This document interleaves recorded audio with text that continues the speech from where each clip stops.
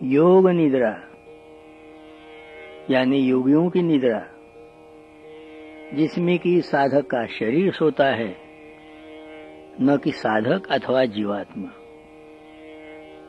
जीवात्मा पूर्ण जागृत रहेगी, परंतु साधक का शरीर पूर्णतया निद्रावश हो जाएगा।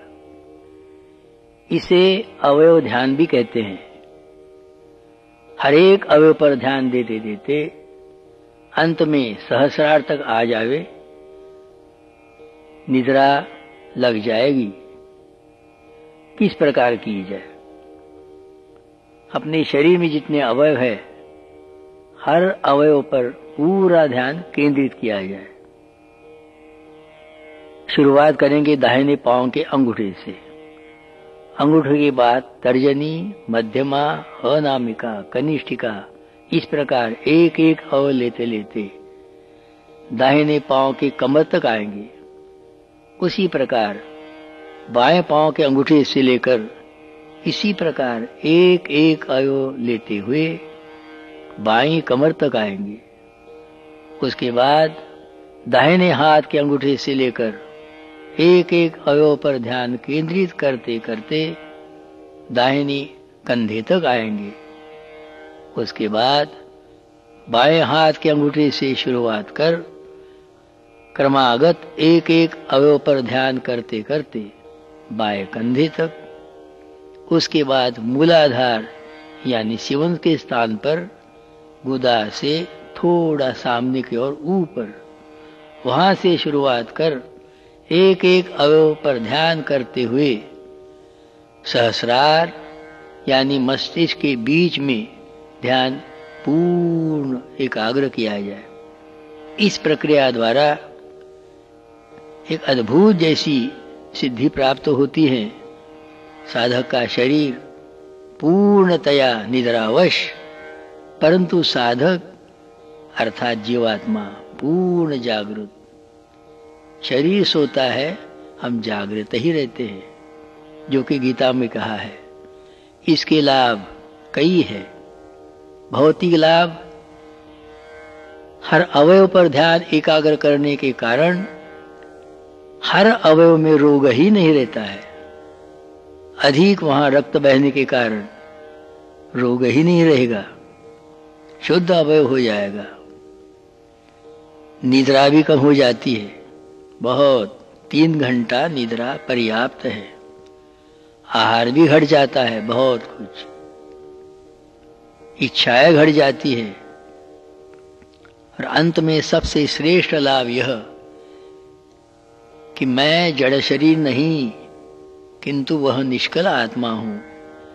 इस प्रकार की धारणा निश्चित होने के कारण मानो लोभ निवृत्त होकर प्रेम का वायुमंडल सारे संसार में बढ़ जाएगा। और जो झगड़े होते हैं, खून खराबी होती है, वह बहुत नहीं के बराबर हो जाएगी।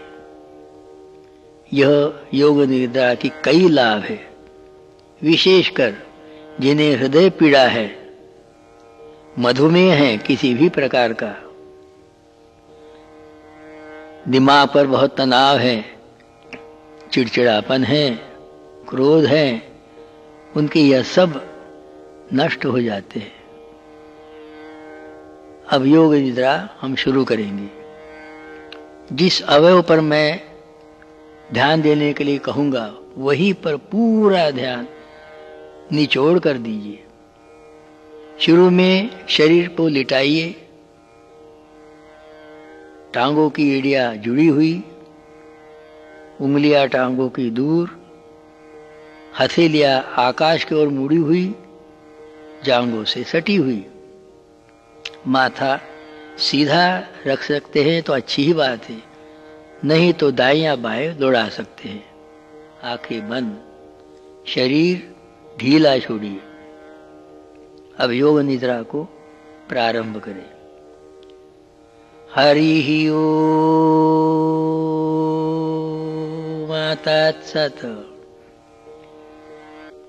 बाएं हाथ का अंगूठा वामांगुष्ठ, फिर से वही दिव्य अंगुष्ठ मात्र पुरुष बाएं अंगूठे में है, इस प्रकार मन की धारणा कीजिए।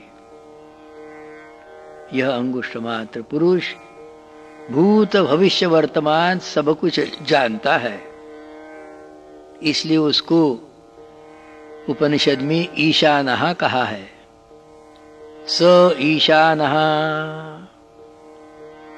उसके बाद वाली उंगली तर्जनी, तर्जनी।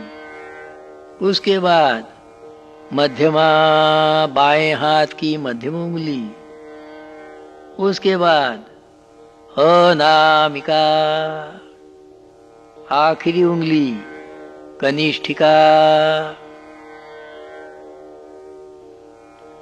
बाईं हथेली वाम करतल। करचरण कृतं वा कायं कर्मजं वा श्रवणनयनजं वा मानसं वापराधं वीतमवीतं वा सर्वमेतत् क्षमस्व।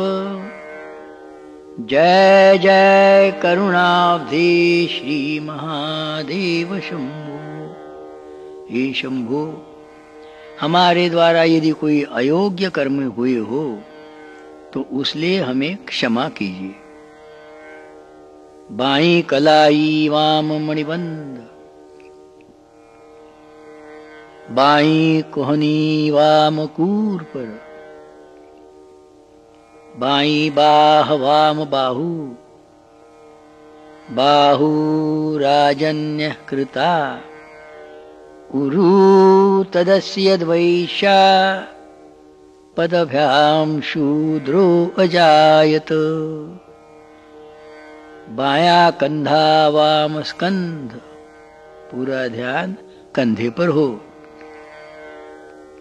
फिर से चित्रगुप्तों का स्थान। किए हुए कर्मों का फल भोगना ही पड़ेगा, आज नहीं कल। कर्म के बंधन से कोई भी छूटा नहीं है, इसलिए हम सदा सत्कर्म करें, परोपकार करें, किसी को पीड़ा ना दे। परोपकार और प्रेम यही मानव का एकमात्र धर्म है। बाकी धर्मों में कुछ विशेष नहीं है। परोपकाराय पुण्याय पापाय परपीडनम। उस सत्कर्म का केंद्र बाया कंधा वाम स्कंध।